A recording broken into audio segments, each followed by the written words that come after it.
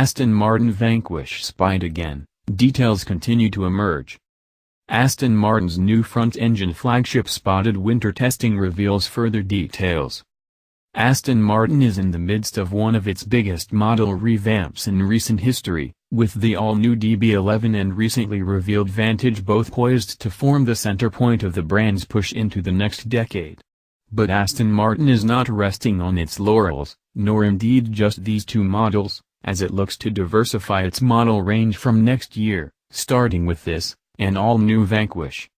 The previous, second-generation Vanquish arrived quite late in the original VH platform's life cycle, replacing the DBS as Aston Martin's performance flagship in 2012. This time around, Aston Martin isn't wasting any time getting a new one together, spied here with what looks like a near-production body featuring Aston Martin's latest design language. Sharing much of its body in white with the DB11, the new Vanquish is expected to take the GT bent of that car and turn it into something altogether more aggressive. Straight away, the Vanquish's splitter and front intakes have been enlarged, adopting a deep single-frame grille opening as seen on Aston's AMR models, bookended by tall cooling ducts. The reformed aero continues along the flanks too, with larger skirts and redesigned curlicue arch vents. The DB11's hollow C-pillars are also visible, although the tail has been given a shapely redesign, looking tighter and more compact than the slightly bulbous DB11. Underneath the new, more vintage-like tail lights sit an aggressive rear diffuser punctuated by 4 exhaust outlets, yet another clue into the new Vanquish's place at, or near, the top of Aston Martin's mass production model range.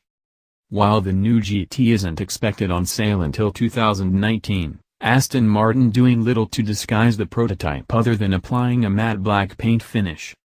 There's no word on pricing, but the outgoing Vanquish on release was just short of £200,000, so we're expecting the new car to exceed the £200,000 mark. Naturally, there's no word on performance figures yet, but we do know the engine used will be an updated version of the DB11's 5.2-liter twin-turbo V12.